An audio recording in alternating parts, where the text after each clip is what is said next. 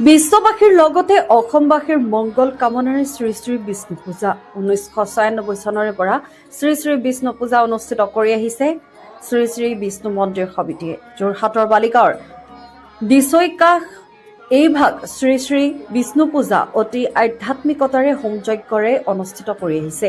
শ্ৰী শ্ৰী বিষ্ণু পূজা ভাগিটো প্ৰাণৰ শিল্পী জুবিন গাৰ্গৰ সুবিশাল প্ৰতিচ্ছবিৰ লগতে ৰংঘৰ অতি সুন্দৰভাৱে উপস্থাপন কৰা দেখা যায়। শ্ৰী শ্ৰী বিষ্ণু পূজাস্থলীত স্থানীয় আই মাতৃ, জ্যেষ্ঠ ব্যক্তি, যুৱক যুৱতীসকলৰ লগতে যোৰহাটৰ বিভিন্ন প্ৰান্তৰ পৰা অহা বহু সংখ্যক ভক্তপ্ৰাণ ৰাইজ উপস্থিত থকা পৰিলক্ষিত হয়।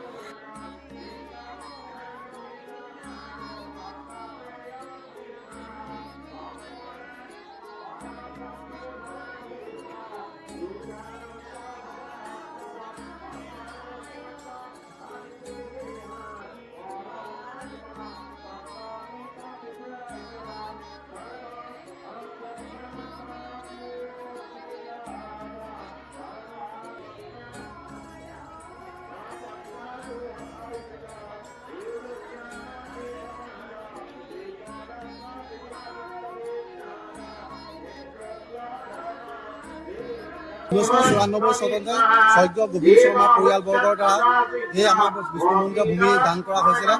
আমাৰ যথেষ্টকেইজন বয়সস্থ মানুহে ইয়াৰ মাজৰে আমাৰ কেইবাজনো নাইকিয়া হৈ গৈছে। তেওঁলোকৰ এই প্ৰস্তাৱনাত এই বিষ্ণু মন্দিৰটো প্ৰতিষ্ঠা হৈছিলে। আজি এই 30তম বৰ্ষৰ পূজা আৰম্ভ হৈছে।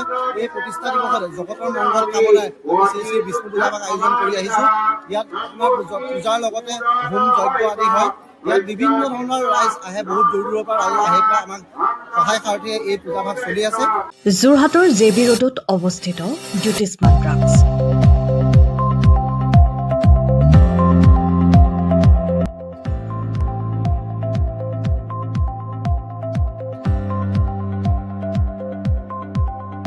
আপোনালোকৰ সেৱাত জ্যোতিষ্মান ড্ৰাগছ। আমাৰ ইয়াত শিশুসকলৰ লগতে প্ৰাপ্তবয়স্ক পুৰুষ মহিলাসকলৰ বিভিন্ন ৰোগৰ ঔষধ উপলব্ধ। পুৱা 9 বজাৰ পৰা নিশা 10 বজালৈ খোলা থকাৰ লগতে বিভিন্ন ঔষধ ৰেহাই মূল্যত উপলব্ধৰ ব্যৱস্থা। আপোনালোকৰ জৰুৰীকালীন সেৱাৰ বাবে জ্যোতিষ্মান ড্ৰাগছ। আমি সদায় সাজু। আমাৰ ঠিকনা জেবি ৰোড, যোৰহাট।